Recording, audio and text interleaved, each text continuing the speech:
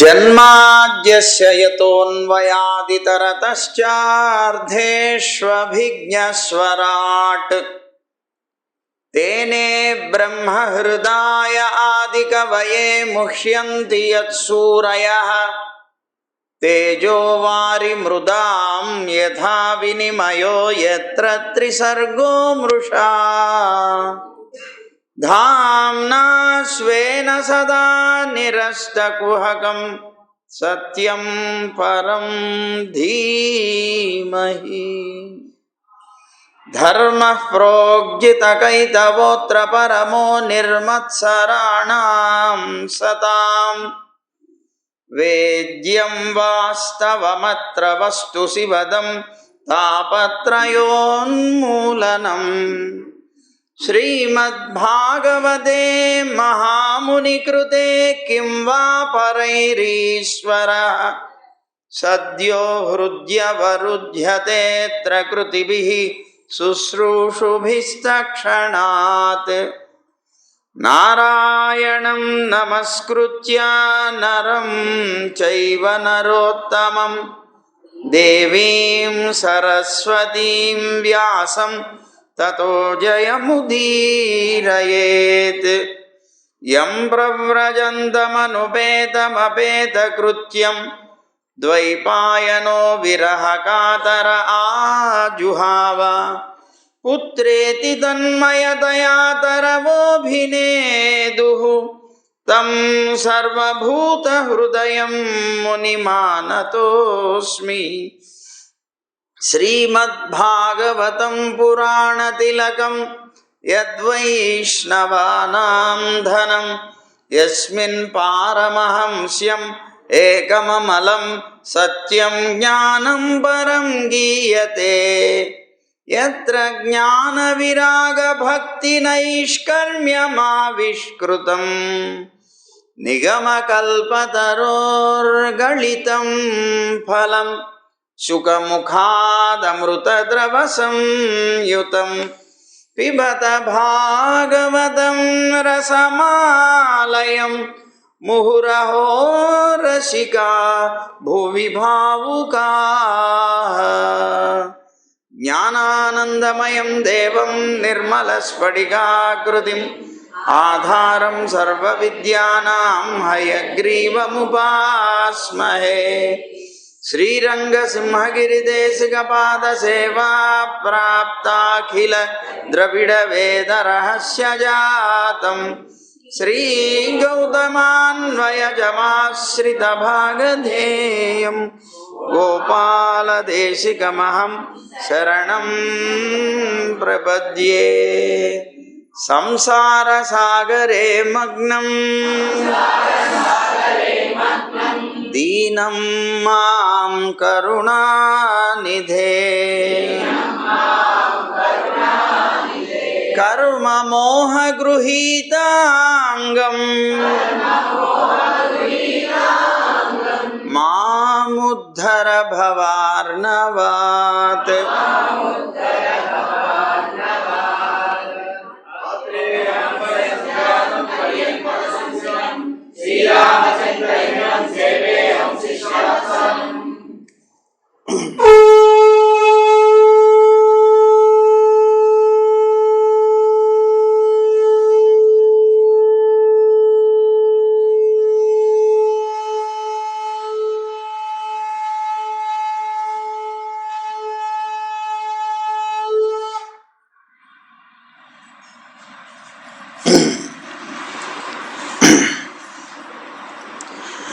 జై గోవింద. నిన్న క్షీరార్ణవ మథనాన్ని గురించి వింటూ ఉన్నాం. ఆ క్షీరార్ణవాన్ని మధించినప్పుడు మొట్టమొదట వచ్చింది విషయము అంటే విషము అని. ఆ జీవన మథనంలో కూడా మొట్టమొదట మనకి పుట్టేటువంటిది విషమే, అంటే విషయమే మనల్ని పలకరిస్తుంది అని చెప్పుకున్నాం. ఈ జీవన మథనం అనేటువంటిది యవ్వనం నుంచి ప్రారంభమవుతుంది. అలా ప్రారంభమైనప్పుడు మనకి పుడతాయి విషయాలనేటువంటి విషం పుడుతుంది. అక్కడి నుంచి విషయాలు ఎప్పుడైతే పెరుగుతాయో అక్కడి నుంచి మనకి నిందలు వస్తాయి, కఠినమైనటువంటి వాక్కులు వస్తాయి, ప్రతికూలమైనటువంటి పరిస్థితులు వస్తాయి, దుఃఖం వస్తుంది. ఇవన్నీ కూడాను ముంచి పారేస్తాయి మనని. ఇవన్నీ విషాలే. విషం మనని సర్వనాశనం చేస్తుంది, విషయాలు కూడా మనని సర్వనాశనం చేస్తాయి. అలాగే నిందారూపమైనటువంటి విషయాన్ని కనుక లేదా విషాన్ని కనుక సహించగలిగాడు అంటే అప్పుడు అతనికి అమృతం వస్తుంది. అదే పాల సముద్రాన్ని చిలుకుతున్నటువంటి దేవతలు మొట్టమొదటగా వచ్చినటువంటి విషాన్ని చూసి భయపడిపోయి వాళ్ళు కనుక పాల సముద్రాన్ని మధించడం ఆపు చేసి ఉంటే అమృతాన్ని పొందేవాళ్ళు కాదు. అందువల్ల వచ్చేటువంటి విషయాలనేటువంటి విషయానికి ఎప్పుడూ కూడా భయపడకూడదు, దాన్ని సహించాలి. ఎప్పుడైతే అలా సహిస్తూ మనం బ్రతకగలిగామో తప్పనిసరిగా మనం అమృతత్వాన్ని పొంది తీరుతాం చివరిలో. అయితే ఆ విషయం అంతటా కూడా వ్యాపించింది. ఆ ఉన్నటువంటి మందర పర్వతం అని చెప్పుకున్నాం మనం. ఆ మందర పర్వతాన్ని అలా చిలకడానికి అని పెడితే అది కాస్త దాంట్లోకి దిగబడిపోతోంది. ఆ దిగబడుతూ ఉన్నప్పుడు వచ్చాడు పరమాత్మ తాను కూర్మ రూపంలో. ఎప్పుడైనా సరే మన మనస్సు, మందర పర్వతం అంటే మనస్సు అని చెప్పుకున్నాం, ప్రేమ అనేటువంటి రజ్జువుతో కనుక దాన్ని చుట్టి దాన్ని కనుక మధించినట్లయితే అమృతత్వాన్ని పొందుతాం. కానీ విషయాలనేటువంటి రజ్జువుతో కనుక చుట్టి ఆ మనస్సుని కనుక మధిస్తే దాంట్లో నుంచి వచ్చేది విషయమే. అయితే ఈ మనస్సు కూడా ఈ విషయాలనేటువంటి సంసారంలో కూరుకుపోతూ ఉంటుంది ఎప్పుడు కూడా. అలా కూరుకుపోతూ ఉన్న సమయంలో మనని ఉద్ధరించేటువంటి వాడు కూర్మనాథుడే, అంటే పరమాత్మే. అలా విషయాల్లో మనస్సు ఎప్పుడైతే బాగా కూరుకుపోతుందో అప్పుడు నువ్వు తప్పనిసరిగా పరమాత్మని ప్రార్థించాలి. ఆ మందర పర్వతం కూరుకుపోతున్న సమయంలో దేవతలందరూ పరమాత్మని ప్రార్థించారు, మహాభావ నువ్వు తప్ప రక్షించగలిగేవాడు ఎవడు లేడు, ఇది దీంట్లో కూరుకుపోతుంది, దీన్ని ఎలాగైనా సరే ఉద్ధరిస్తే కానీ మేము దీన్ని మధించలేమన్నారు. అప్పుడు పరమాత్మ వచ్చి కూర్మనాథుడైతే ఆయనకు ఉండేటువంటి ఆ పైన ఉండేటువంటి డిప్ప మీద అది ఉంచి ఆ పర్వతాన్ని ఉంచి చిలుకుతూ ఉంటే ఆ చిలుకుతూ ఉన్న సమయంలో మొట్టమొదటగా మొత్తం బ్రహ్మాండమైనటువంటి నల్లటి పొగ ఒకటి వ్యాపించింది అంతా. అదేమిటి అంటే విషం. ఆ విషమంతటా కూడా నువ్వు వ్యాపించి అక్కడ ఉన్నటువంటి దేవతలు, రాక్షసులు కొంతమంది చనిపోతున్నారు. ఇలా ఆవిర్భవించినటువంటి విషమే కాదు, ఆ చిలుకుతూ ఉన్నప్పుడు ఆ వాసుకి యొక్క నోటిలో నుంచి కూడా విషం వస్తుంది.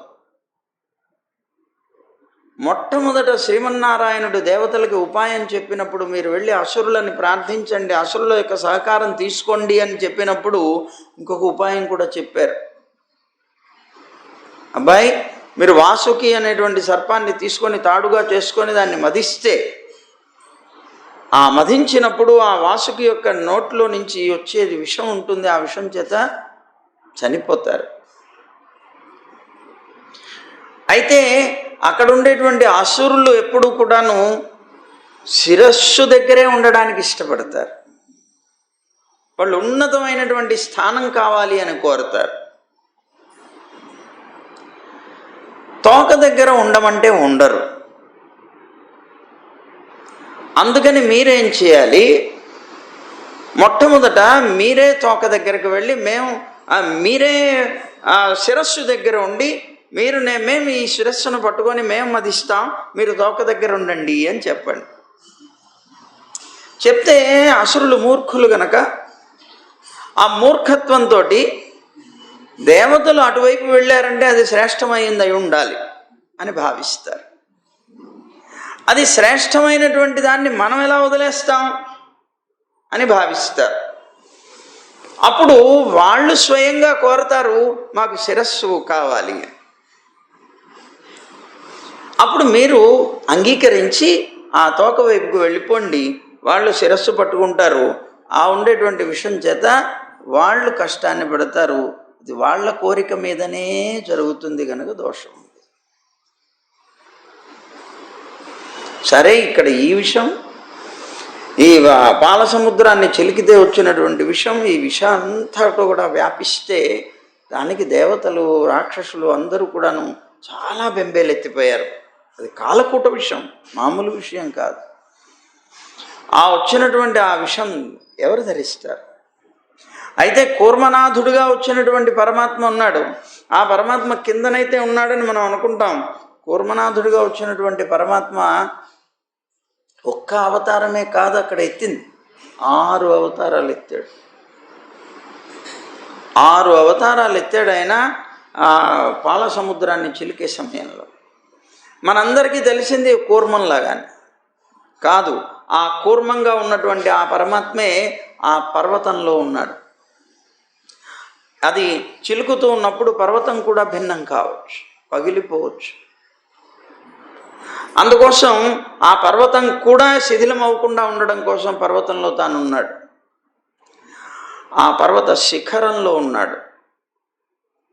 అలాగే కింది భాగంలో ఉన్నాడు కదా కూర్మంగా.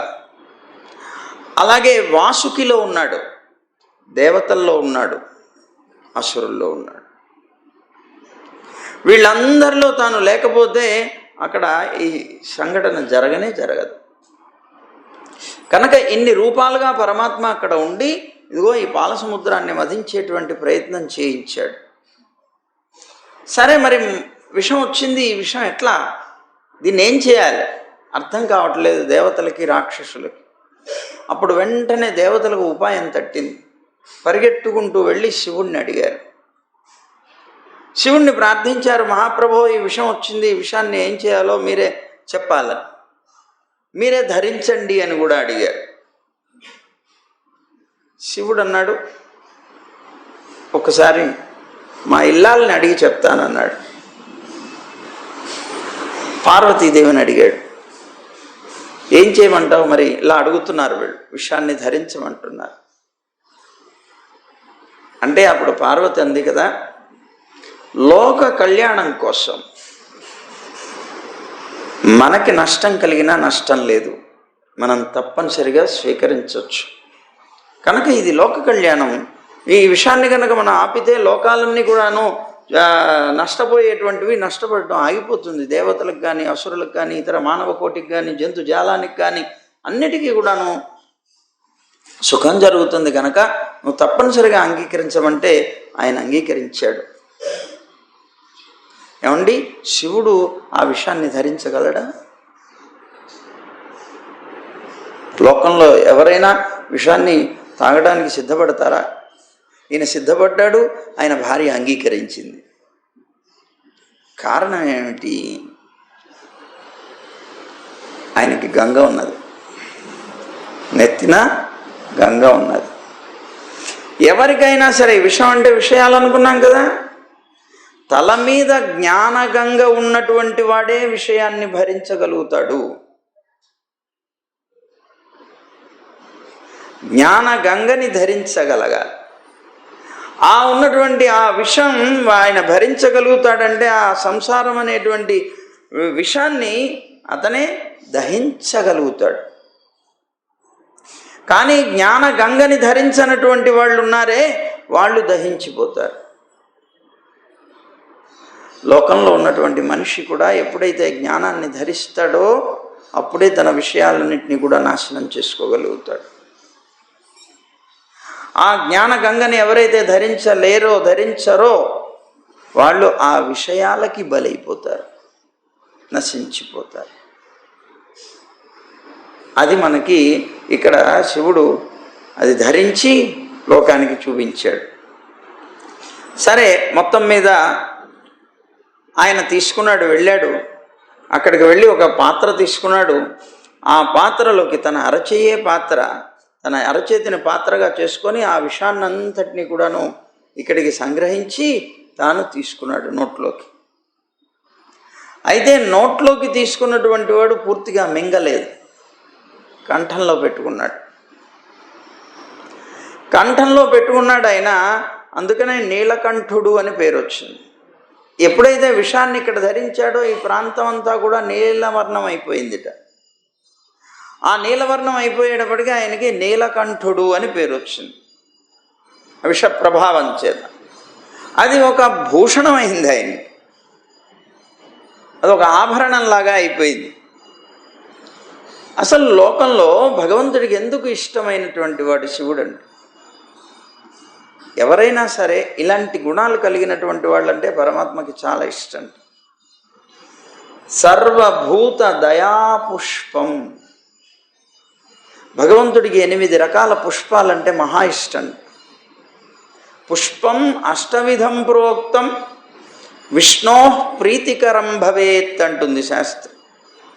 8 రకాలైనటువంటి పుష్పాలంటే పరమాత్మకి బాగా ఇష్టం. ఏమిటా పుష్పాలు? అహింస, ఇంద్రియ నిగ్రహం, ఇలాంటి వాటిల్లో సర్వభూతదయా పుష్పం. సర్వభూతదయ, లోకంలో ఉండేటువంటి సకల జీవరాశి యందు కూడాను దయ కలిగి జీవించడం, ఎవరికి కష్టం కలిగించకుండా జీవించడం, ఇది ఒక అద్భుతమైనటువంటి పుష్పంట పరమాత్మకి సమర్పించేది. మహా ఇష్టంట పరమాత్మ.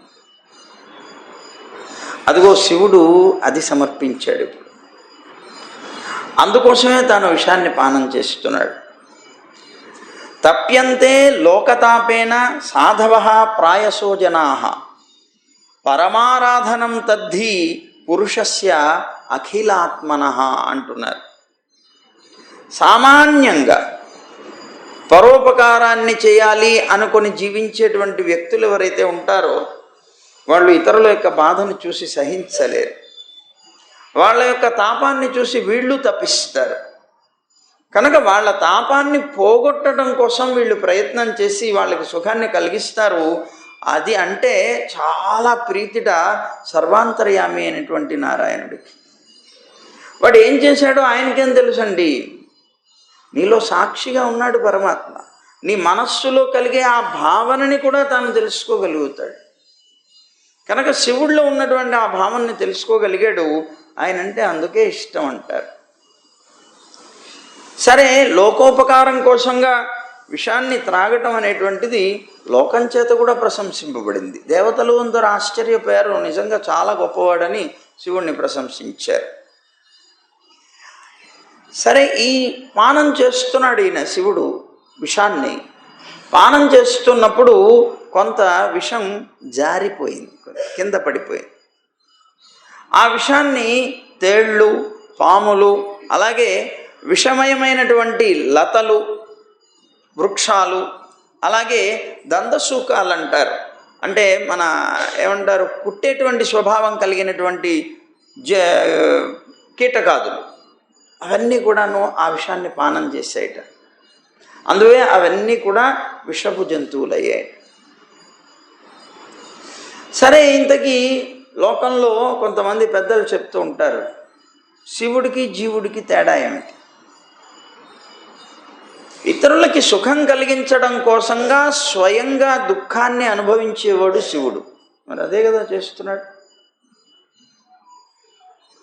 తన సుఖం కోసం ఇతరులకి దుఃఖాన్ని కలిగించేవాడు జీవుడు.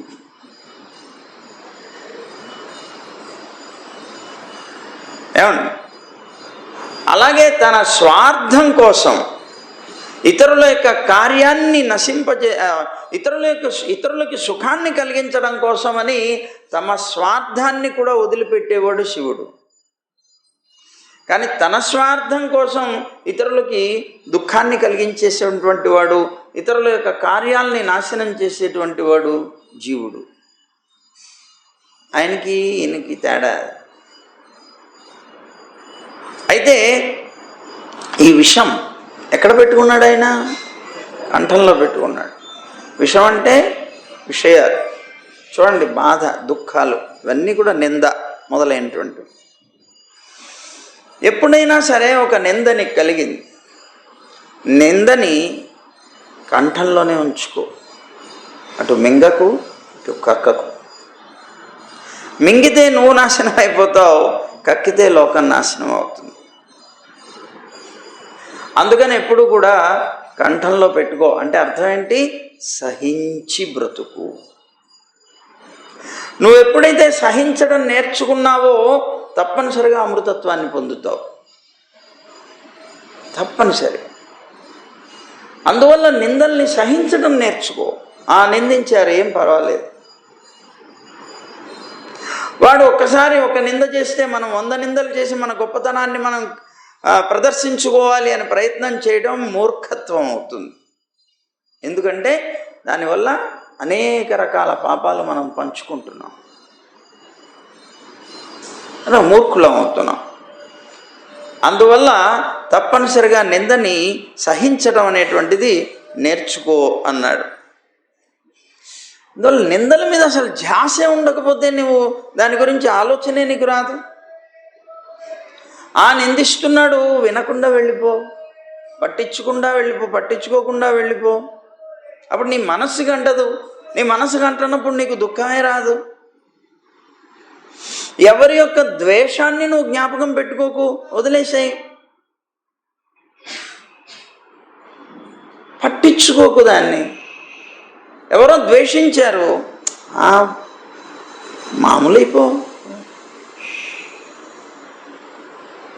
మామూలైపోయావు అనుకో వాళ్ళతోటి, ఆటోమేటిక్గా అది అతనికి పోతుంది, నీకు పోతుంది. ఇక ద్వేషం అనేటువంటిది ఎప్పుడైతే ఉంటుందో అదే విషం సర్వనాశనం చేస్తుంది.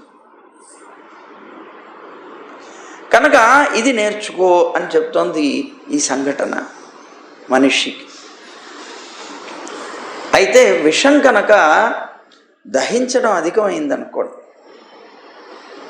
బాగా దహించేస్తుంది అనుకోండి, తట్టుకోలేం కదా. మరి నువ్వు సహించడానికైతే ప్రయత్నం చేసావు, సహిస్తున్నావు, కానీ నీ సహించడానికి కూడా వీల్లేనంతగా వచ్చిందనుకో, అప్పుడేం చేయాలి? పరమాత్మని ప్రార్థించు. భగవంతుడా, నాకు ఈ విషయం నాకు అపకారం చేస్తుంది, నాకు ఈ విషయాలు అనేటువంటివి నా మనస్సునంతటిని కూడా సర్వనాశనం చేస్తున్నాయి, కనుక నువ్వే నన్ను రక్షించాలి, ఈ వర్షాన్ని పోగొట్టి అమృతాన్ని కలిగించవయ్యా అని ప్రార్థించాలి. అంతకు మించినటువంటి కార్యం, ప్రతీకారం ఏవి చేయకూడదు. నేను సహించలేకపోతున్నాను కనుక తప్పనిసరిగా ప్రతీకారం తీర్చుకుంటాను అనుకుంటే నీ నాశనాన్ని నువ్వే తెచ్చుకున్నట్లు అవుతుంది. నువ్వు సహించలేకపోతే పరమాత్మను ప్రార్థించు. సహించగలిగితే కంఠంలో పెట్టుకో, నువ్వు మింగకు, ఇతరులకి చెప్పకు. ఇతరులకి నీ విషయాన్ని గురించి చెప్పాలని నువ్వు ప్రయత్నం చేసావనుకో, ఇతరుల యొక్క మనస్సుని పాడు చేసిన వాడివి అవుతావు.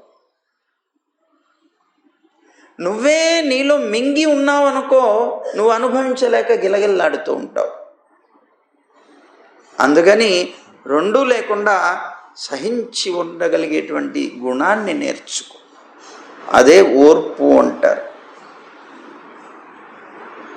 ఆ ఓర్పుని నువ్వు సహించి నేర్పుతో కనుక జీవించగలిగావంటే తప్పనిసరిగా నువ్వు అమృతత్వాన్ని పొందుతావు. అందువల్ల ఈ వచ్చినటువంటి విషయాన్ని దహించడానికి అధికం కనుక అయినట్లయితే మనం చేయవలసింది భగవంతుడిని ప్రార్థించడమే, కానీ అధికమైంది కదా అని ప్రతీకారం మాత్రం చేసే ప్రయత్నం చేయకూడదు. అందుకే శివుడు కూడా విషాన్ని తాగేటప్పుడు భగవన్నామాన్ని స్మరిస్తూ తాగాడు, భగవన్నామాన్ని అనుసంధానం చేసుకుంటూ తాగాడు, దాన్ని సహించగలిగాడు. ఎందుకంటే భగవంతుని యొక్క నామానికి అంత గొప్ప స్థితి ఉన్నది. సరే, ఇది అయిపోయింది, విషం వచ్చింది. ఆ తర్వాత మళ్ళీ విషాన్ని ఎప్పుడైతే ఈ శివుడు తాగేశాడో ఇక అక్కడి నుంచి మళ్ళీ చిలకడం ప్రారంభించారు. మళ్ళీ చిలుకుతూ ఉన్నప్పుడు కామధేనువు పుట్టింది. దాంట్లో నుంచి కామధేను వచ్చింది. దాని పేరు సురభి అని. సురభి అనేటువంటి ఒక కామధేను వచ్చింది. ఈ కామధేనువు విషాన్ని భరించగలిగినప్పుడు ఈ కామధేనువు వస్తుంది. ఎన్నో రకాలైనటువంటి సమస్యల్ని, విషయాల్ని నువ్వు భరిస్తూ ఉంటే నీకు జీవన విధానం సాగటానికి, చూడండి మీరు, నింద మొదలైనటువంటి వచ్చాయి, విషం అవి, అది వచ్చి నీ మనస్సును పాడు చేసింది. దానివల్ల నువ్వు వాళ్ళతో గొడవ పడ్డావు, అది విరోధాన్ని కలిగించింది. ఎప్పుడైతే లోకంలో అందరితో నీకు విరోధం కలిగిందో నువ్వు జీవించడానికి కావలసినటువంటిది నీకు దొరకదు. ఎందుకు? సమాజం కనుక. సమాజంలో నువ్వు ఎవరితోనూ విరోధపడకుండా జీవించగలిగితే ప్రతివారు నీకు సహకరిస్తారు, నీ జీవన విధానానికి వాళ్ళు తోడ్పడతారు. కానీ నువ్వు ఎప్పుడైతే విరోధం అనేటువంటిది పెట్టుకొని నింద మొదలైనటువంటి వాటి వల్ల విరోధాన్ని కనుక కల్పించుకొని సహించడం అనేది నీకు చేతగాక నువ్వు నింద వాళ్ళతో విరోధం పెట్టుకోవాలని ప్రయత్నం చేస్తే దానివల్ల నీ జీవన విధానానికి అది విరోధం అవుతుంది. అందువల్ల ఎవ్వరితో కూడాను విరోధపడకూడదు. అయితే ఎప్పుడైతే నిందని సహించాడో, అంటే విషాన్ని సహించాడో, ఆ తర్వాత పుట్టింది జీవనాన్ని ఇచ్చేటువంటి సురభి అనేటువంటి కామధేనువు. మరి కామధేనువే కదా మనకి జీవితాన్ని ఇచ్చేది. ఆవే కదా పూర్వంలో అందరికీ జీవితాన్ని ఇచ్చింది అద్భుతంగాను. లోకంలో ఒక రాజుగారు గొప్పవాడు అని చెప్పాలన్నా గోవులే కారణం, ఒక మహర్షి గొప్పవాడు అని చెప్పాలన్నా గోవులే కారణం. అధికంగా గోవులు కలిగితే వాడు రాజు చాలా గొప్పవాడు. కనుక ఆ గోవే ఇస్తుంది, మనకి ఆహారాన్ని ఇస్తుంది, పాలనిస్తుంది, మన శరీరానికి కావలసినటువంటి పుష్టినిస్తుంది, మనకుండేటువంటి అనారోగ్యాలని దూరం చేస్తుంది. ఈ కామధేనువు సాక్షాత్తు సర్వదేవతామయి అంటారు గోవుని. అందుకే మనం ఆరాధించేది. గోవుని ఎందుకు ఆరాధించాలి?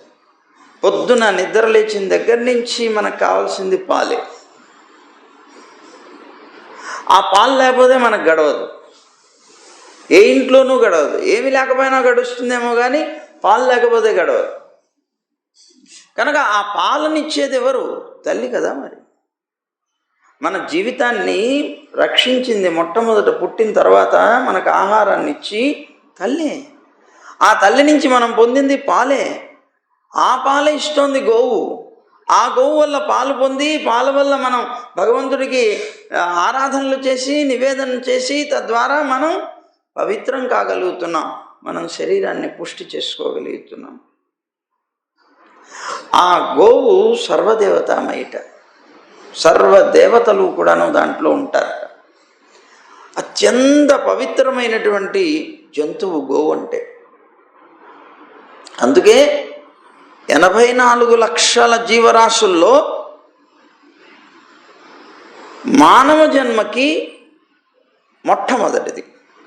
మిగిలినటువంటి జన్మలకి చిట్ట చివరి జన్మ గోవుట. గోవు తర్వాతనే మానవుడుగా పుడతాడు. గోవు జన్మెత్తిన తర్వాత పవిత్రమైనటువంటి జంతువు ఇది. దాంట్లో సర్వదేవతలు ఉంటారు.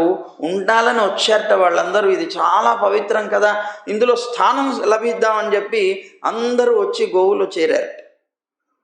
దేవతలందరూ వెళుతుంటే లక్ష్మీదేవి చూసిందిట, ఏమిటి ఇది, ఎందుకు వెళుతున్నారు వీళ్ళందరూ, ఎక్కడికి వెళుతున్నారని చూస్తే గోవు పవిత్రమైంది కనుక దాంట్లో స్థానం లభించడం కోసం వెళుతున్నారు. అయితే అది పవిత్రమైనటువంటి ఆ గోవులో నాకు స్థానం లేకపోవడం ఏంటని వచ్చిందట పాపం ఆవిడ. ఆవిడొచ్చి చూస్తే చివరికి అందరూ దాని నిండా వ్యాపించేశారు. ఆమెకి చోటే లేదు పాపం. దేవతలందరూ చేరిపోయారు. అప్పుడు తన చోటు కోసం తాను ప్రదక్షిణ చేస్తూ వెతికిందిట. వెతికితే దేవతలందరూ వదిలేసినటువంటి స్థానం ఉన్నదిట. అది మలమూత్రాలు విసర్జన చేసేటువంటి స్థానం. మలమూత్రాలు విసర్జన చేసేది అపవిత్రం అనుకొని దేవతలందరూ దాన్ని వదిలేశారు. లక్ష్మీదేవి అన్నది గోవు పవిత్రమైనప్పుడు అది అపవిత్రం ఎట్లా అవుతుంది అని. కనుక ఆ స్థానంలోనే నేను నివసిస్తాననుకొని లక్ష్మీదేవి వచ్చి ఆ మలమూత్ర విసర్జన చేసేటువంటి ఆ వెనక భాగంలో ఉన్నటువంటి తోక దగ్గర తాను నివసించింది. ఆ భాగంలో తాను నివసించింది. ఎప్పుడైతే లక్ష్మీదేవి వచ్చిందో మిగిలిన దేవతలందరికీ పక్కకు పోయారు. పక్కకు పోవడం అంటే వాళ్ళు వెళ్ళిపోలేదు, ప్రాధాన్యత పోయింది. లక్ష్మి వల్లనే కదా లోకంలో అందరికీ ప్రాధాన్యత. కనుక లక్ష్మి ఎక్కడైతే చేరిందో ఆ స్థానాన్ని మనం అంతా ఆరాధన చేసేటువంటి స్థితి కలిగిపోయింది. అందుకే గోవుకి ఎప్పుడు వెనకాలే మనం ఆరాధన చేస్తాం, ముందు నుంచి ఆరాధన చేస్తాం కానీ వెనక చేయడం చాలా ముఖ్యం. ఇంకొకటి, గోవు నుంచి వెనక నుంచి వచ్చేటువంటి పదార్థాలే మనకి పవిత్రమయ్యాయి లక్ష్మి ఉండడం చేత. గోవు నోట్లో నుంచి నురుగొస్తే ఎవరు తినరు, దాన్ని స్వీకరించరు. కానీ దాని వెనక నుంచి వచ్చినటువంటి మూత్రం కానీ మలం కానీ అలాగే అక్కడి నుంచి వచ్చేటువంటి పాలు కానీ దాని నుంచి వచ్చే పెరుగు కానీ దాని నుంచి వచ్చేటువంటి నెయ్యి కానీ ఇవన్నీ పవిత్రమైనటువంటి వస్తువు, వెనక భాగం నుంచి వచ్చేవి. అలాంటి మరి ఆ ఉండేటువంటివన్నీ మన జీవితాన్ని రక్షించేవే. పాలు, పెరుగు, నెయ్యి ఇవి లేకుండా మన జీవితం గడుస్తుందా?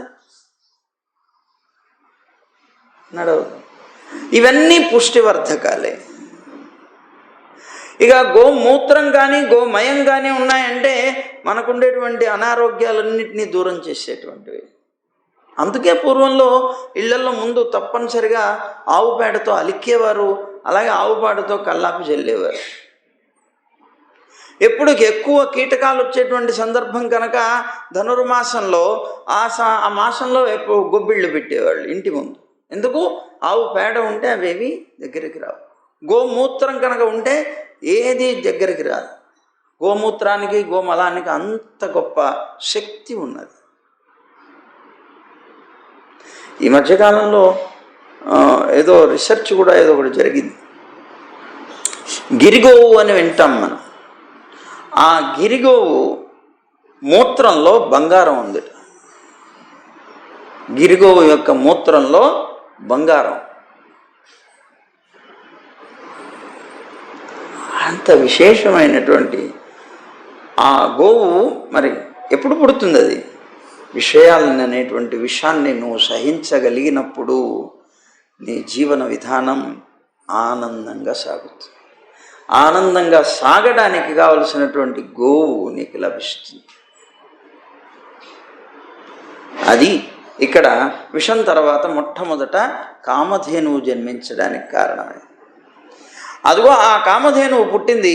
ఈ కామధేనువుని ఋషులైనటువంటి వాళ్ళందరూ కూడా వాళ్ళ యొక్క యజ్ఞక్రియలకి అవసరమవుతుంది కనుక ఆ ధేనువుని స్వీకరించి తీసుకెళ్ళిపోయారు.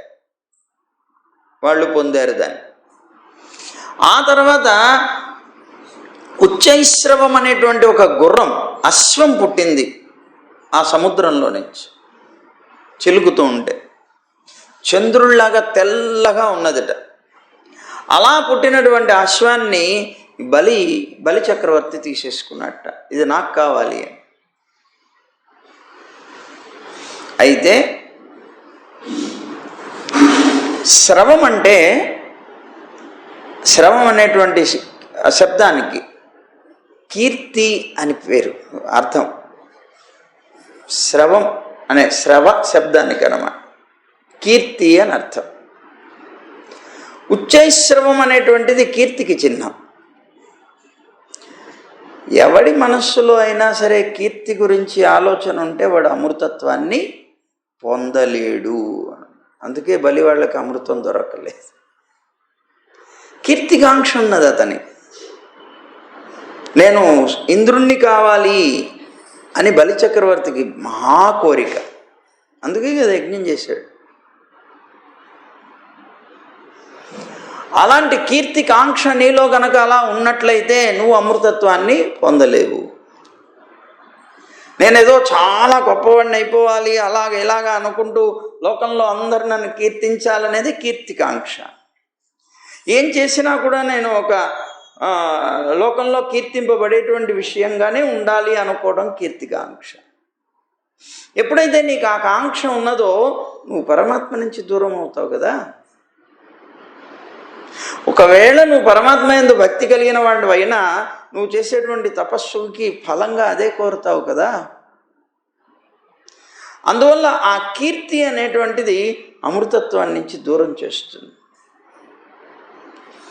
ఆ తర్వాత పాల సముద్రాన్ని చిలుకుతూ ఉన్నప్పుడు దాంట్లో నుంచి 4 దంతాలు కలిగినటువంటివి, ఓ హిమవత్ పర్వతం అంత ఉన్నటువంటి ఐరావతం అనేటువంటి ఒక గజం పుట్టింది, ఒక ఏనుగు ఐరావతం. అది ఒక్కటే పుట్టిందా? కాదు. అష్ట దిగ్గజాలు అంటారు చూసారా, దిగ్గజం అంటుంటారు. దిగ్గజం అంటే అర్థం ఏంటి?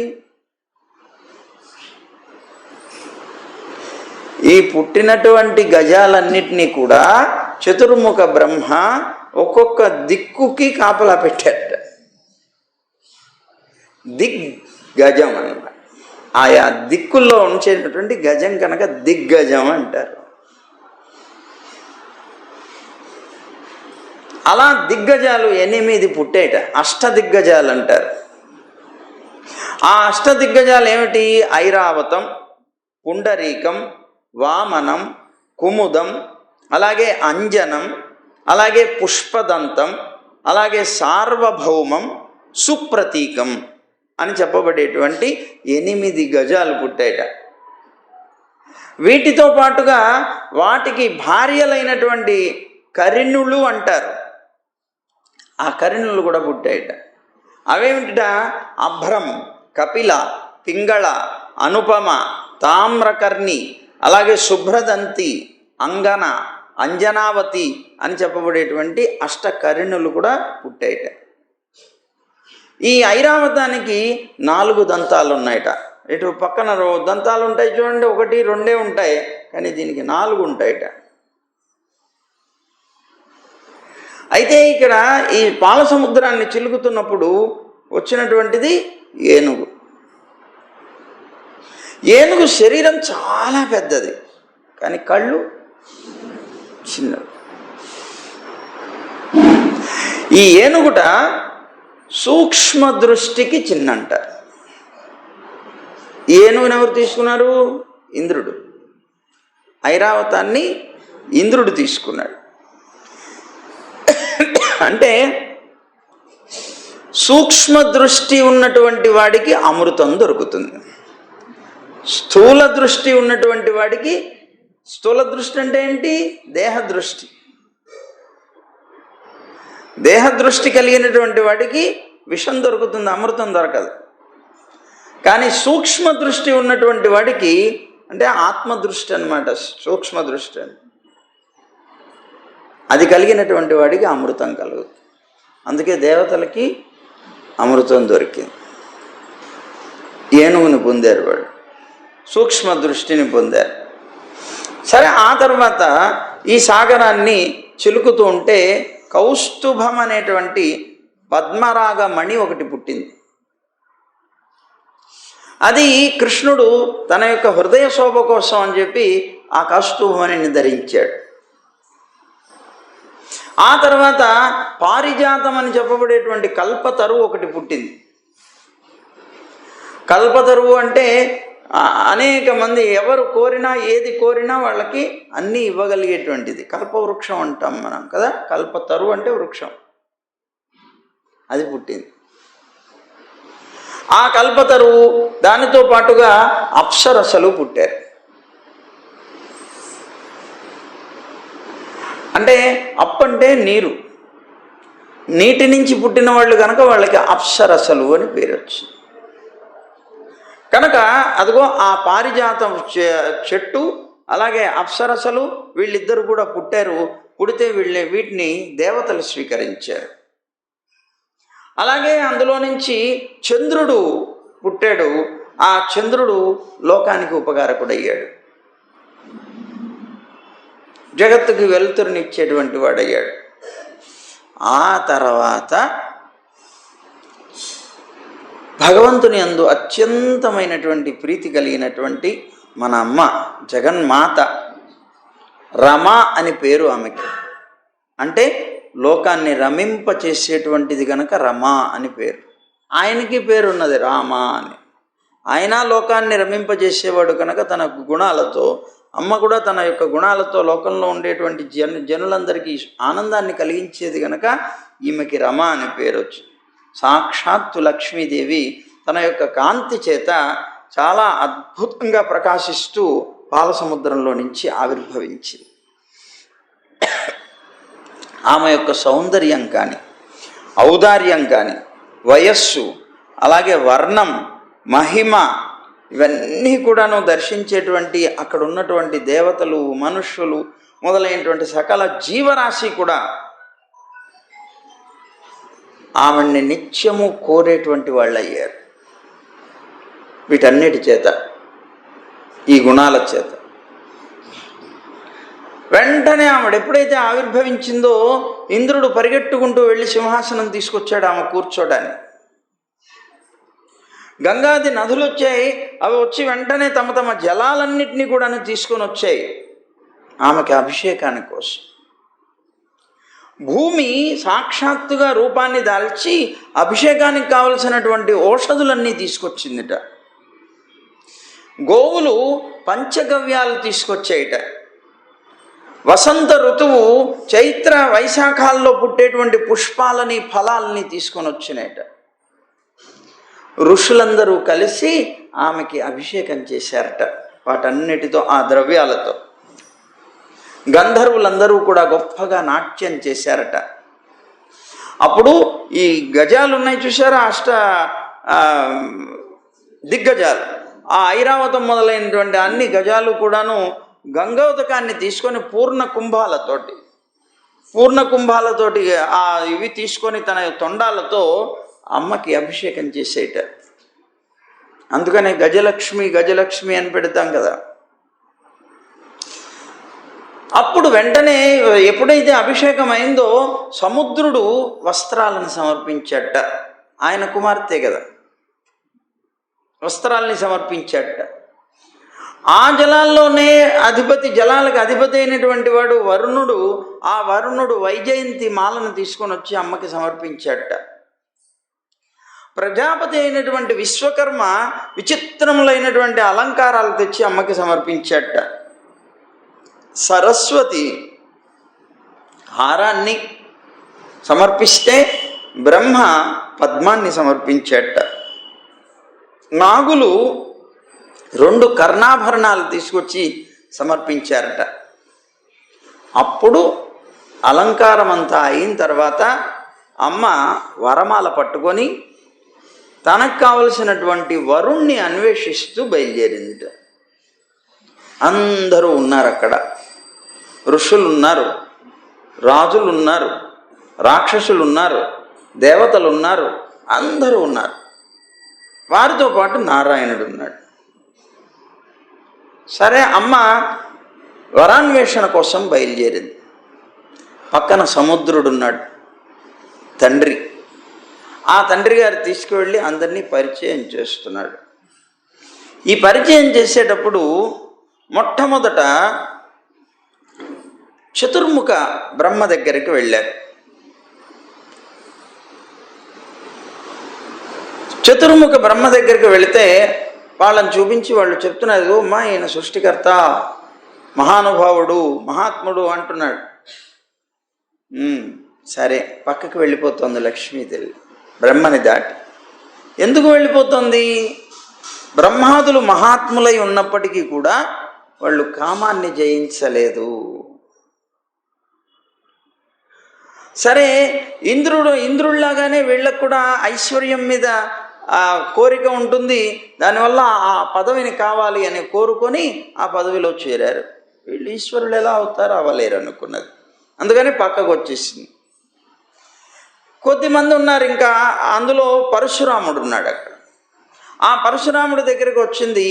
ఆయన్ని చూసి ఆయన్ని పరిచయం చేశాడు తండ్రి. చేస్తే మహాధర్మాత్ముడు అన్నాడు.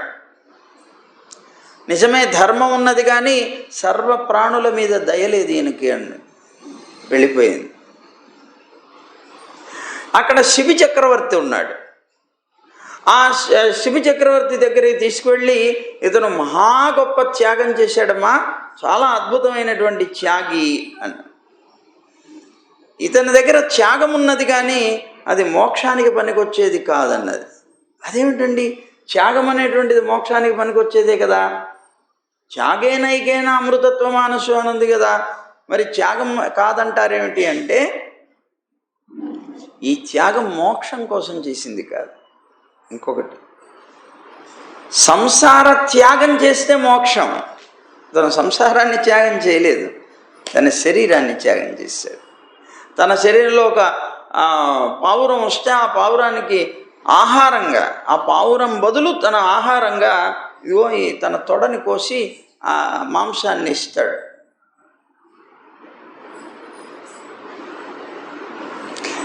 అలా వీళ్ళ దగ్గర త్యాగం ఉన్నది కానీ అది ముక్తికి కారణం కాదనుకున్నది.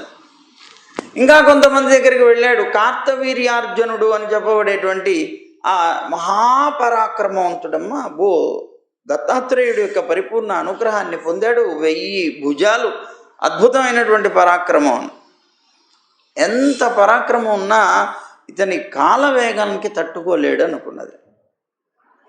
పోయేవాడే కదా మరి, కాలవేగానికి తట్టుకోపోవడం అంటే కాలం వస్తే పోయేవాడే, నశించిపోయేవాడు. కనుక ఇతను పనికిరాడు అనుకున్నది. సరే, ఇంకా కొద్ది మంది దగ్గరికి వెళ్ళారు. మహానుభావులైనటువంటి సనకాది ఋషుల దగ్గరికి వెళ్ళారు. సనకాది ఋషులందరినీ చూపించి, వీళ్ళు అస్సలు విషయాసక్తే లేదు వీళ్ళ దగ్గర, విషయాసక్తి పూర్తిగా త్యజించినటువంటి వాళ్ళమ్మా. విషయాసక్తి పూర్తిగా త్యజించినా కూడా వీళ్ళు ముకుందుడితో సమానం కాలేరు కదా అనుకున్నది. ఎందుకు కాలేరు? సృష్టి స్థితి లయాలకి కారణం కాలేరు కదా, సృష్టి స్థితి లయాలు చేయలేరు కదా వీళ్ళు. కనుక ఆయనతో సమానం కాలేరు విషయత్యాగం చేసినా కూడా అనుకున్నది. అందుకనే పరమపదాన్ని పొందినటువంటి ముక్తజీవులు ఉంటారు. వాళ్ళకి సారూప్యం, సాలోక్యం, సామీప్యం, సాయుధ్యం అనేటువంటి చతుర్విధ మోక్షాలు వస్తాయి. కానీ సాక్షాత్తు పరమాత్మని పోలినటువంటి రూపాన్ని పొందుతాడు. భుజాలు, శంఖ, చక్ర, గదా, పద్మాలు అన్నీ పొందుతాడు. ఆయన అనుభవించేటువంటి ఐశ్వర్యాలను ఆయనతో పాటు సమానంగా తాను కూడా అనుభవిస్తాడు. ఆయన లోకాన్ని పొందుతాడు, ఆయనకి దగ్గరగా ఉంటాడు, ఇన్ని ఉంటాయి. కానీ అతను పరమాత్మతో సమానం కాలేకపోతున్నాడు. ఎందుకు? సృష్టి స్థితి లయాలు చేయలేడు. సృష్టి స్థితి లయాలు చేయలేనటువంటి వాడు. అలాగే వాళ్ళకి శ్రేయఃపతిత్వం అనేటువంటిది లేదు. లక్ష్మీదేవికి భర్త అయ్యేటువంటిది ఎవ్వరూ కాలేరు కదా, ఆయన ఒక్కడే అవుతాడు. కనుక ఈ 2 లక్షణాలు లేవు కనుక వాళ్ళు భగవంతుడితో సమానం కాలేకపోయారు. అలాగే సనకాది ఋషులు విషయత్యాగం చేశారు. విషయ త్యాగం చేస్తేనే మోక్షం వస్తుంది, యథార్థమే. కానీ వీళ్ళకి ఆ భగవంతుడైనటువంటి నారాయణుడితో సమానం కాలేరు కదా అని వదిలేసింది. సరే, ఇంకా కొంతమంది ఉన్నారు. మార్కండేయుడు మొదలైనటువంటి చిరంజీవులైనటువంటి ఋషుల దగ్గరికి తీసుకెళ్ళాడు. వీళ్ళు చిరంజీవులు, వీళ్ళకి ఆయుష్ చాలా గొప్పది అన్నారు. వీళ్ళు చిరంజీవులే కానీ వీళ్ళ దగ్గర శీలమంగళాలు లేవు అన్నది. కొందరిలో అది ఉన్నప్పటికీ కూడా, శీలం కానీ మంగళకరమైనటువంటి జీవనం కానీ ఉన్నప్పటికీ కూడా అది స్థిరంగా ఉండదు కదా అని వదిలేసి, సరే ఇక శివుడి దగ్గరికి తీసుకెళ్ళారు. శివుణ్ణి చూపించారమ్మా, ఇతనికి చిరాయు ఉన్నది, మంగళకరుడు, శీలము ఉన్నది, ఇవన్నీ ఉన్నాయి, ఇలాంటి ఉత్తమ గుణాలు కలిగినటువంటి వాడు అని శివుణ్ణి చూపిస్తే, ఇన్ని రకాల గుణాలు ఉన్నాయి కానీ ఇతను అశుభ కర్మలు చేస్తాడు కదా అన్నది. అశుభ కర్మలు చేయడం అంటే శ్మశానంలో ఉండడం, ఆ పుర్రెలను వేసుకోవడం, ఆ ఉన్నటువంటి కాల్చినటువంటి బూడిదని ఒంటికి పూసుకోవడం అశుభ కర్మలు అనుకుంటా. ఆ అశుభ కర్మలు అయినటువంటి వాటి చేత మిగిలిన గుణాలన్నీ ఉన్నా కూడా ఇది ఒకటి చేత పనికిరాదు. ఇలా తిరిగి తిరిగి తిరిగి అమ్మ అక్కడే ఉన్నటువంటి నారాయణుడి దగ్గరికి వెళ్ళింది. ఆ నారాయణుడి దగ్గర వెళ్ళి ఆయనకు ఉండేటువంటి గుణాలన్నీ వినిపించాడు తండ్రి. నిరపేక్ష చేత ఆయన శ్రేష్ఠుడు అన్నాడు. ఇతనికి ఏ అపేక్ష లేదు, ఎవ్వరి వల్ల ఏది కోరడు, లోకానికంతటికీ కళ్యాణకరుడు. ఇతని దగ్గర ఉన్నటువంటి కళ్యాణ గుణాలు అనంతములై ఉన్నాయి, లెక్క పెట్టడానికి కూడా వీల్లేదు. స్వయంగా వేదమే ప్రయత్నం చేసి ఒక్క గుణం యొక్క అంతు తెలియక వెనక్కి వచ్చేసింది. ఒక్క గుణం, అన్ని గుణాల సంగతి పక్కన పెట్టాడు. అలాంటి కళ్యాణ గుణాలు, కళ్యాణ గుణాకరుడు, దుర్గుణ దూరుడు అని ఈయనకి అస్సలు దుర్గుణం అనేటువంటిది ఒక్కటి కూడా లేదు అని ఆయన్ని గురించి పరిచయం ఈయనే కావాలి నాకు అన్నదా.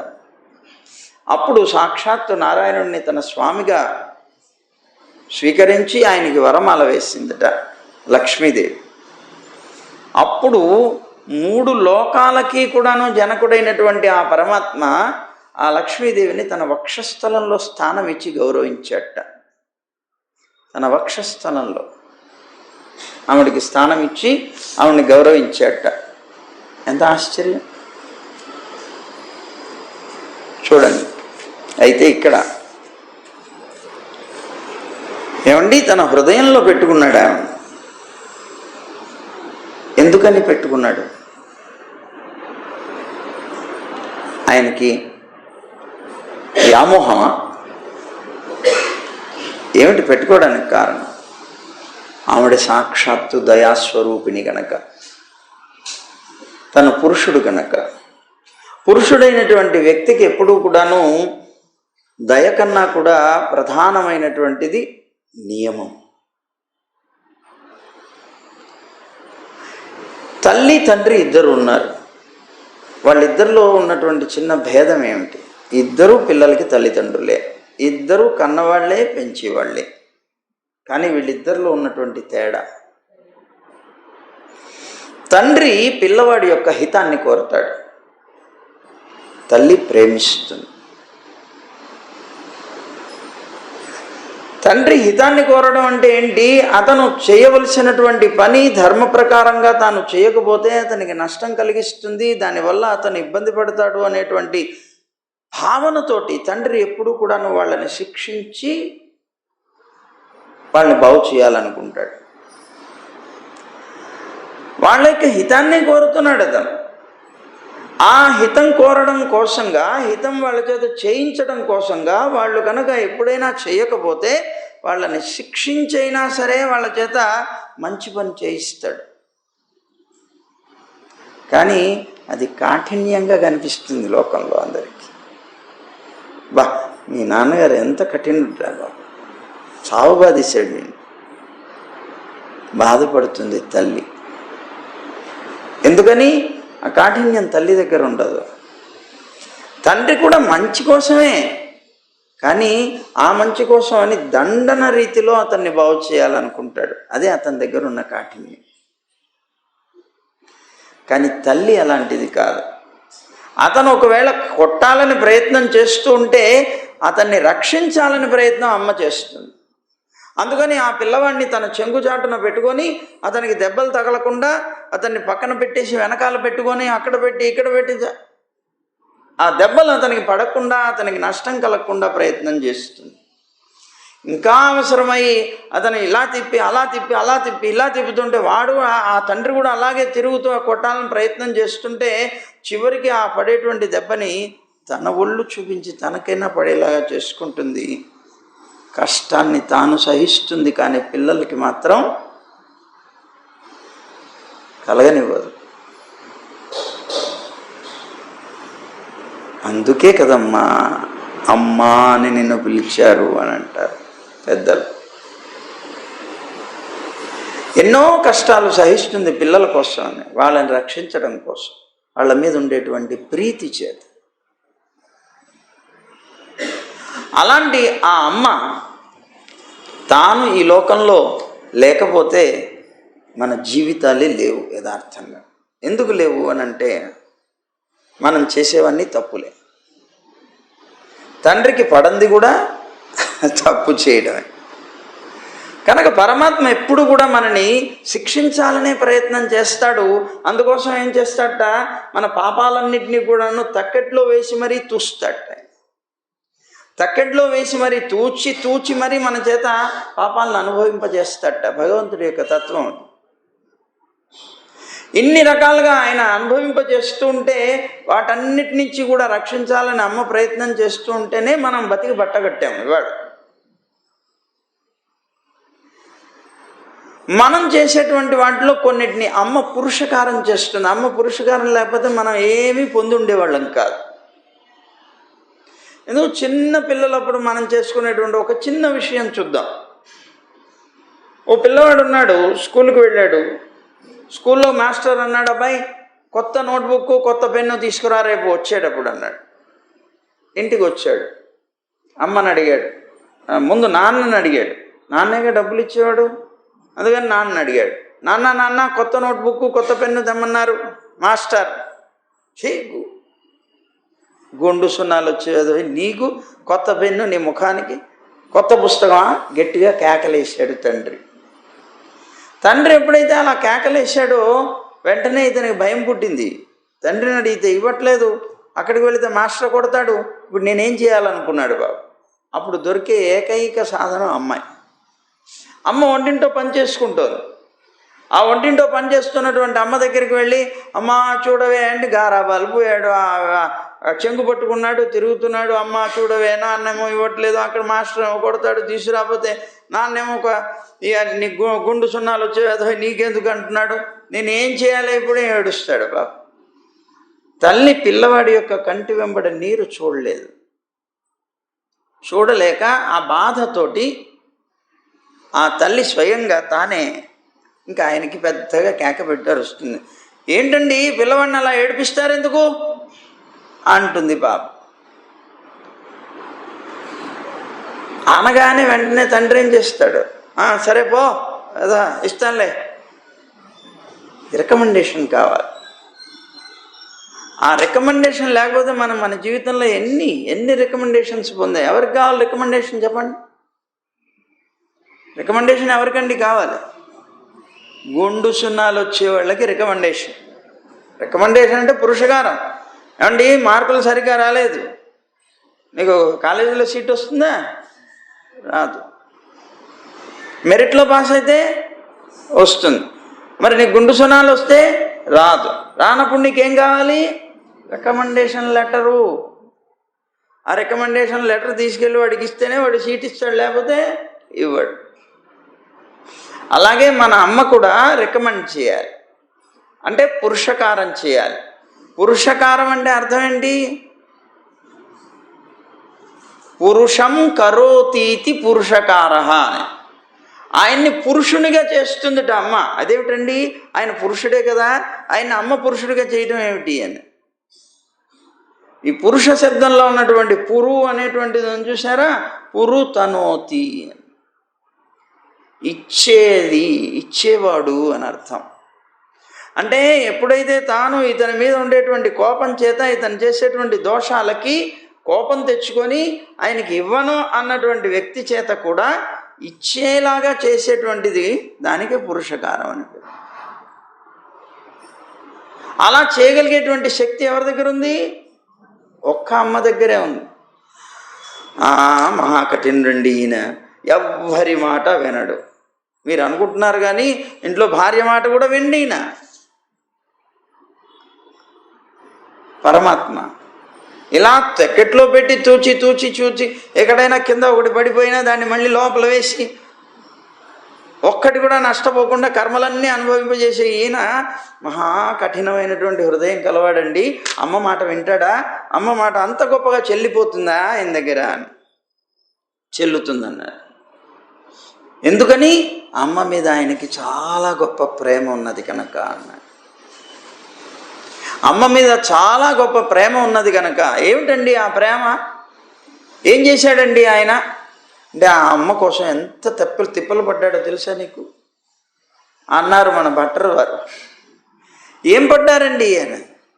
పరాశర భట్టర్లు అంటారు కదా శ్రీగుణరత్న కోశంలో, అమ్మ కోసం ఆయన ఎంత తపించాడు.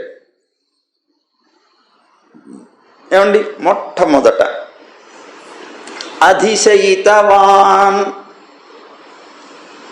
అబ్ధిం, మొట్టమొదటి గుణం. ఆయన ఆవిడ కోసం చేసినటువంటి పనులలో, ఆమెడ మీద ఉండే ప్రీతి వల్ల చేసిన పనులలో మొట్టమొదటి ఏమిటది?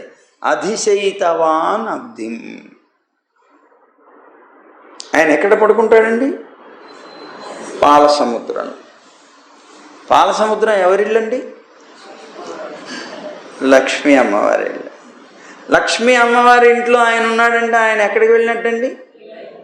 ఇల్లరికం వెళ్ళినట్టు. ఏమంటే ఇల్లరికం వెళ్ళాడంటే మీకు అర్థమైపోవాలి ఆవిడ మీద ఎంత ప్రేమ ఉంటే ఇల్లరికం వెళ్తాడే. చూడండి, ఆవిడ మీద ఎంత ప్రేమ ఉంటే ఇల్లు కూడా వదిలేసి ఇల్లరికం వెళ్ళిపోతాడు. అబ్బోరయ్య, అత్తగారింట్లో చాలా గొప్ప ఆనందం ఉంటుంది, గొప్ప సుఖాలు, గొప్ప గౌరవం అని నిన్న చెప్తుంటే అని అంటున్నారు. అత్తగారింట్లో చాలా బాగుంటుంది కదండి. బాగుండదండి, ముందు బాగుంటుంది. పెళ్ళైనప్పుడు కొత్తల్లో బాగానే ఉంటుంది, కొత్తల్లో బాగుంటుంది. అల్లుడు గారు వచ్చారు, అల్లుడు గారు వచ్చారు, రండి రే, తిరిగి పట్టుకో, అది పట్టుకో, ఇది అదో ఆ కుర్చీవే, అలా అలా హడావుడి చేస్తారు. ఆయన అల్లుడు గారు కనుక కొద్దిగా బిగిసి ఉంటే 2 రోజులు, 3 రోజులు, 4 రోజులు అలా నడుస్తుంది. చివరికి లూజ్ అయిపోయి ఆయన నా భార్య మీద ప్రేమతోటి నేను ఇల్లరికం కూడా ఉంటానండి అంటే చాలా ఆనందం అండి, ఉండండి, మా ఇంట్లో పనివాళ్ళు చాలా తగ్గిపోయారు ఇప్పుడు అంటారు. మా ఇంట్లో పనివాళ్ళు తగ్గిపోయారు, మీరు వస్తానంటే అంతకన్నానా అని. చివరికి వాడిని మొదటి రోజు పాపం గౌరవంగా ఇంట్లో ఊరికనే ఉన్నాడు. ముందు రోజు గౌరవించారు, 2వ రోజు గౌరవం తగ్గింది, 3వ రోజు ఇంకా కొద్దిగా తగ్గింది, అక్కడి నుంచి తగ్గిన తర్వాత 4వ రోజు వేళ ఇంట్లో పనివాడు రాలేదండి, కొద్దిగా మీ ఆవిడేమో కష్టపడుతుంది పాపం, మీరేదో కొద్దిగా పాత్రలు తోమితే సరిపోతుంది. పాపం ఆవిడ మీద ప్రేమ కదా ఈయనకి, అందుకని నేను ఊరుకోవే, నేను చేస్తానులే అంటూ తోగుతాడు పాపం ఆయన. 2వ రోజు పాపం ఆయనకి ఇంకా పనివాడు వచ్చాడు, ఇంట్లో వంట చేయాలి, ఆవిడ చేతనే చేయిస్తారు. ఇదిగో నువ్వు కష్టపడక అనవసరం, నేను ఉన్నాను కదా, మా ఇంట్లో నేను వంట నేర్చుకుంది ఎందుకు, నేను మా ఇంట్లో వంట నేర్చుకుంది ఎందుకు, ఇదో పెళ్ళైన తర్వాత నీకు ఉపయోగపడడానికి అంటాడు. పాపం వంట చేయడం ప్రారంభిస్తాడు. నెమ్మదిగా కొద్దిగా కొద్దిగా పనిలో పడ్డాడు ఇక అల్లుడు గారు అనుకొని ఉన్నటువంటి అత్తగారు మామగారు, మన ఇంట్లో గొడ్లు ఉన్నాయి, వాళ్ళు గొడ్లు కాసేవాడు రాలేదండి అని డైరెక్ట్గా చెప్పరు పాపం, మీరు వెళ్ళి తోలుకురండి అని. ఆయన దగ్గర 4 సార్లు అనేటప్పటికే సరే నేను ఖాళీగా ఉన్నాను, నేను వెళ్ళి తోలుకొస్తానులేండి అని పాపం అక్కడికి వెళ్ళి మేపుకొని వస్తాడు. తోలుకొని వెళ్ళి మేపుకొని రావడం. చివరికి ఇది దుస్థితి. ఇల్లరికం వెళ్ళడం అంటే అందరూ ఇష్టపడరు, అది గౌరవానికి తక్కువ అనుకుంటారు, లేకపోతే అక్కడికి వెళితే వాళ్ళు తక్కువగా చూసేస్తారని బాధపడతారు. అలాంటి ఇల్లరికాన్ని వెళ్ళాడు మన స్వామి నారాయణ. పాల సముద్రంలో తాను శయనించాడు. అధిశయితవానబ్ధిం. ఈయనొక్కడే కాదండి, మళ్ళీ శివుడు కూడా ఇల్లరికం వెళ్ళేవాడే. ప్రధాన దేవతల్లో శివుడు కూడా, ఆయన ఎక్కడ ఉంటాడు? హిమవత్ పర్వతంలో ఉంటాడు. హిమాలయంలో కదా ఆయన ఉండేది, కైలాసం. ఆ హిమవంతుడు ఎవరు? పార్వతీదేవి తండ్రి. ఆ హిమాలయం ఎవరిది? ఆయనదే. ఆయన ఉండేది అక్కడే. అంటే అర్థం ఏంటి? ఇల్లరిగా ఉన్నట్లే. అదిగో అలాగా ఆ ఉండేటువంటి దైవం ఎందుకున్నాడయ్యా? ఆవిడ మీద ఉండేటువంటి ప్రీతి చేత. అధిశయితవానబ్ధిం నాథో మమంధ. పోనీ ఒక ఇల్లరికం ఉన్నంత మాత్రాన ఆవిడ మీద అంత గొప్పగా ప్రేమ ఉన్నదని మీరు చెప్తారా? ఎలా చెప్పగలరండి? అంటే మమంధ, అసలు పాల సముద్రం చిలికింది ఎవరి కోసమయ్యా? అమ్మ కోసమే అన్నాడు. అదేమిటండి అమృతం అన్నారు కదా, దేవతల అమృతం వేరు, ఈయన అమృతం ఏమిటే. అదిగో ఆ పాల సముద్రంలోకి వెళ్ళిపోయింది లక్ష్మీదేవి అన్న తర్వాత పాప ఆ లక్ష్మి అనేటువంటి ఆ అమృతాన్ని తాను పొందడం కోసం దేవతల్ని ప్రేరేపించాడు. వాళ్ళకి ఉపకారం చేస్తున్నాడు, తను ఉపకారాన్ని పరిపూర్ణంగా పొందాలని ప్రయత్నం చేసి అసలు ఉద్దేశం ఇదే, లక్ష్మీదేవిని పొందడం కోసమే. దానికోసం 6 అవతారాలు ఎత్తాడయ్యా, 1 కాదు 2 కాదు, 6 అవతారాలు ఎత్తి కష్టపడి ఆవిడ్ని పొందాడు. అదొక్కటేనా? బబంధ, సీతమ్మ లంకలో ఉంటే ఆ లంక దాకా తాను వెళ్ళాలంటే మధ్యలో సముద్రం అడ్డొస్తే ఆ సముద్రానికి సేతువు కూడా కట్టుకొని వెళ్ళాడు సీతమ్మని పొందడం కోసం. ఎవరైనా కడతారా? సముద్రానికి సేతువు కట్టగలరా ఎవరైనా? అలాంటి దుష్కార్యాన్ని కూడా చాలా అద్భుతంగా చేసి మరీ అక్కడికి వెళ్ళాడు. అలాంటి విధానంలో అక్కడికి వెళ్ళి బబంధాల బంధించి సేతువుని అక్కడికి వెళ్ళి తెచ్చుకున్నాడంటే ఆవిడ మీద ఎంత ప్రేమ లేకపోతే సాధ్యం అవుతుంది?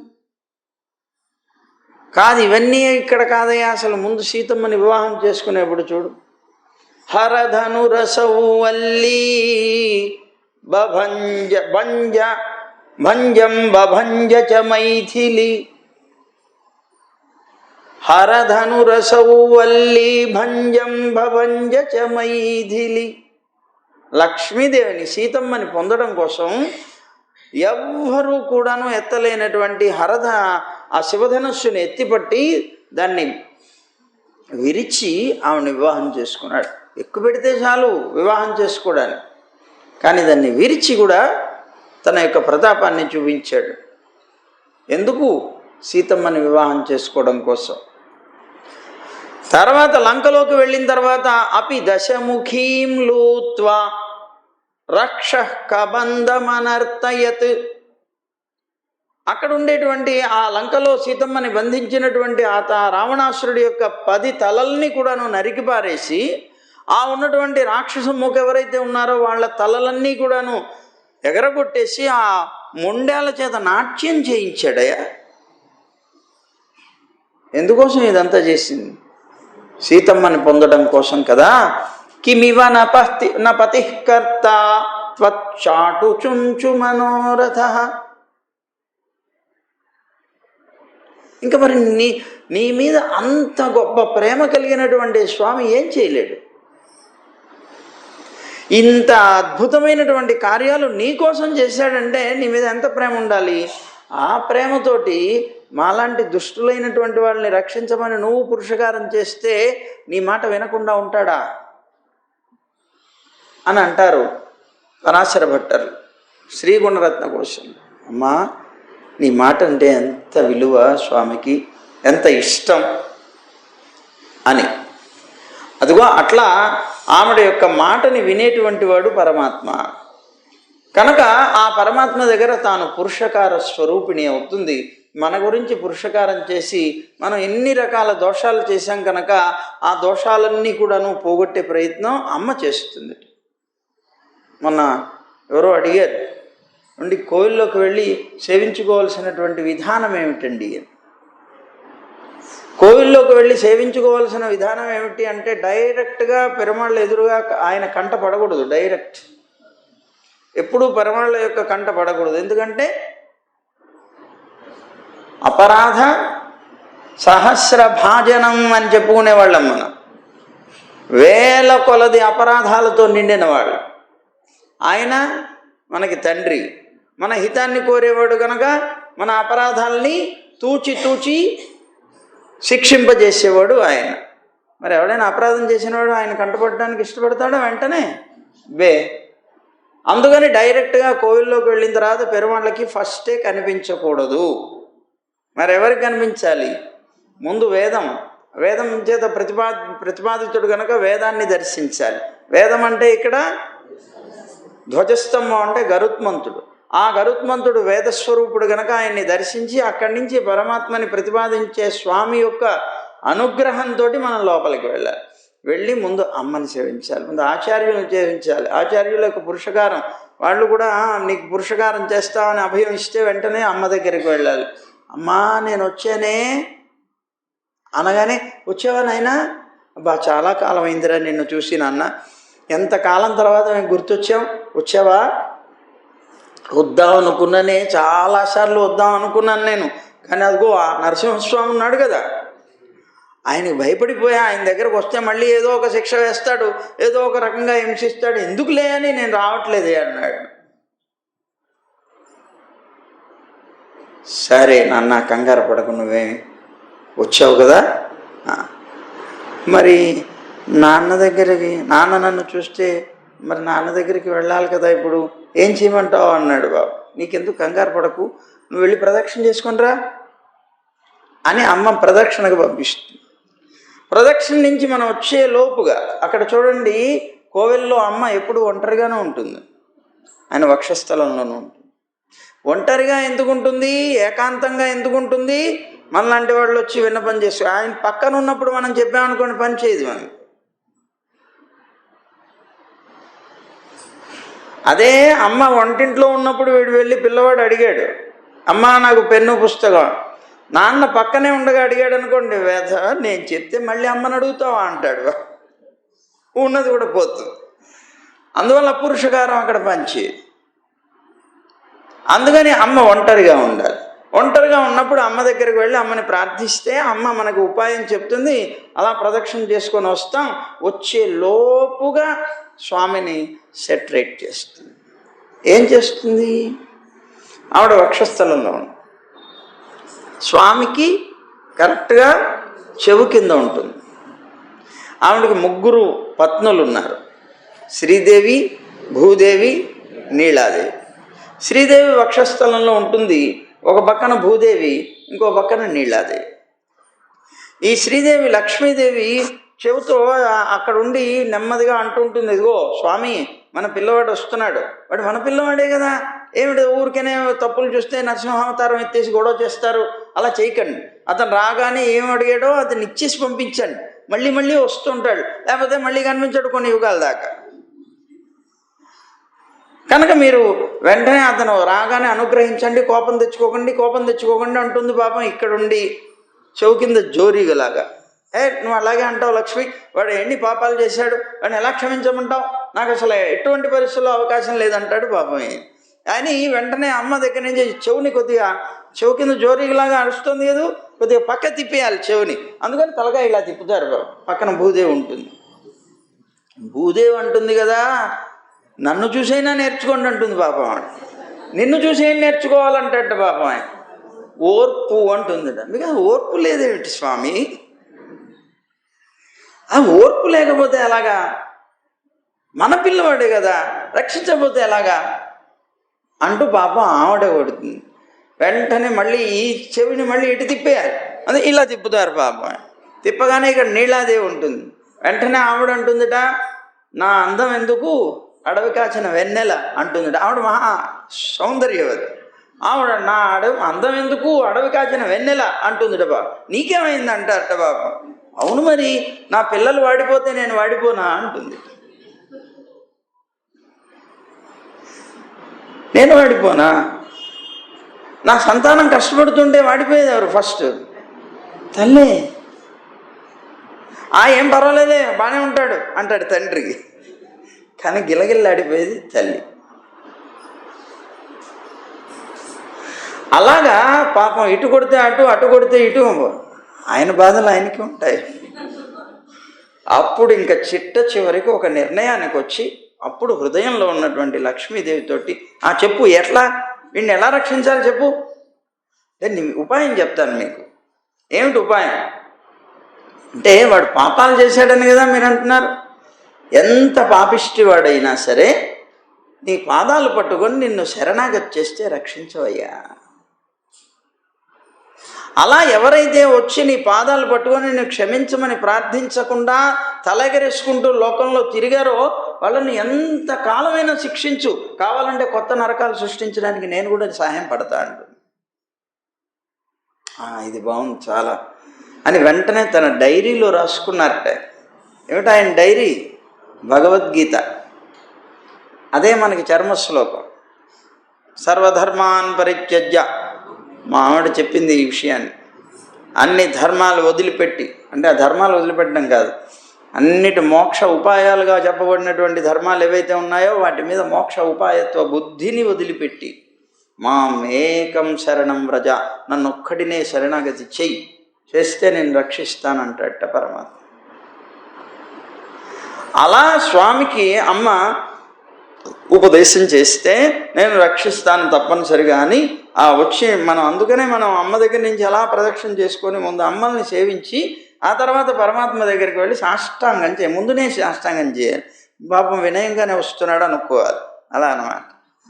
చక్కన మళ్ళీ నమస్కారం చేస్తే సరే నీకేం కావాలి ఓ తీసుకో. మనం ఏమనుకుంటాం, గుళ్ళోకి వెళ్ళగానే పరమాత్మ అనుగ్రహించేసి మనని ఇచ్చేసాడండి. అబ్బో కాదు, ఈ మధ్య ఇంత తతంగం జరుగుతుంది. కనుక ముందు అమ్మ దగ్గరికి వెళ్ళాలి, తర్వాత ముందు ఆచార్యులు, తర్వాత అమ్మ, ఆ తర్వాత పరమాత్మ దగ్గరికి వెళ్ళి సేవించాలి. ఇది విధానం అన్నమాట. అందువల్ల ఎప్పుడైతే అమ్మ ఆవిర్భవించిందో దేవతలందరికీ పంట. మరి అప్పటిదాకా దీనవదనాలు, వాళ్ళకి దిక్కు లేదు, ఇంద్ర పదవి లేదు, ఈ రాజ్యం లేదు, గిజ్యం లేదు, ఏమీ లేవు. ఎప్పుడైతే అమ్మ వచ్చిందో కడుపు నిండుగా అన్నీ లభిస్తాయి కదా. మరి ఇంట్లో నాన్న ఉన్నాడు, అమ్మ ఏదో ఊరు వెళ్ళింది అనుకోండి, తిండి ఉండదు వాడికి, ఈమెకు వంట రాదు, ఆ హోటల్ నుంచి ఈ హోటల్ నుంచి తెచ్చి పడేస్తాడు. తింటే తిను, లేకపోతే రుచిగా ఉందా పచ్చిగా ఉందా ఏదైనా నాకు సంబంధం లేదంటాడు. కానీ తల్లి ఉన్నది అంటే వీడు కావలసినవన్నీ చేయించుకుని మరీ తింటాడు, సుఖంగా బతుకుతాడు. అమ్మ లేకపోతే అంతే. అలాగా దేవతలందరూ కూడాను విలవిల్లాడిపోయారు బా. అదిగో అమ్మ ఎప్పుడైతే ఆవిర్భవించిందో వీళ్ళందరూ కూడా పరమానంద భరితులైపోయారు. అందుకనే పరుగులు పెట్టుకుంటూ అన్నీ ఏం కావాలంటే అన్నీ అందరూ కూడా తీసుకొచ్చి ఆవిడకి అభిషేకాలు చేసి వస్తువులన్నీ తెచ్చి ఆనందపడిపోయి, ఆనందం అన్నమాట వాళ్ళందరికీ. అమ్మ వచ్చేసింది ఇంటికి అని ఆ ఆనందంతో వాళ్ళందరూ కూడా చేశారు. అలా తిరిగినటువంటి అమ్మ అక్కడికి వెళ్ళి వాళ్ళు లక్ష్మీదేవిని తన వక్షస్థలంలో పెట్టుకున్నాడు స్వామి. ఆ లక్ష్మీదేవి ఆయన యొక్క వక్షస్థలంలో ఉండే సకల జీవరాశికి కూడా తాను సంపదల్ని ప్రసాదిస్తూ ఉంటుంది అని చెప్పారు. కనుక అప్పుడు సకల దేవతలు కూడాను ఆ అమ్మ పరమాత్మని వివాహం చేసుకోవడం, ఆయన వక్షస్థలంలో ఉంచుకునేటువంటి సందర్భంగా పరమానంద భరితులై వాయిద్యాలన్నింటినీ మోగించారట. అయితే దైత్యుల వంక లక్ష్మి చూడలేదట, దైత్యుల్ని ఉపేక్షించిందట. అందువల్లనే వాళ్ళందరూ కూడా దుర్బలులైపోయారు. ఎందుకు? చెడ్డ లక్షణాలు కలిగినటువంటి వాళ్ళని సామాన్యమైనటువంటి మానవుడే అంగీకరించాడు కదా. మరి అలాంటిది అమ్మ ఎలా అంగీకరిస్తుంది? అందువల్ల వాళ్ళ వంక కూడా చూడలేదు. వాళ్ళు దుర్బలులైపోయారు. అలాగే మోహపరాయణులైపోయి, ప్రయత్న రహితులైపోయి, లజ్జా విహితులైపోయి, రహితులైపోయి తిరగడం చేశారు. సిగ్గు లేకుండా చేయకూడనటువంటి అధర్మ కార్యాలన్నీ కూడా చేస్తూ అలా జీవనం సాగించారు. ఆ తర్వాత పాల సముద్రాన్ని చిలుకుతూ ఉంటే వారుణి అనేటువంటి ఒక సుర వచ్చిందట. వారుణి ఆ వచ్చినటువంటి సుర పుట్టగానే దానవులందరూ పరిగెట్టుకు వెళ్ళి దాని మీద పడ్డారు. ఆ వారుణి అనేటువంటి సురని వాళ్ళు స్వీకరించారు. ఆ తర్వాత సాగరాన్ని మధిస్తూ ఉంటే అందులో నుంచి అద్భుతమైనటువంటి ఒక ఆయన పుట్టాడు. ఆయన ఏమిటి ఇవ్వాలనుకున్నాడో మధ్యాహ్నం చెప్పుకున్నాం. సర్వం శ్రీకృష్ణ.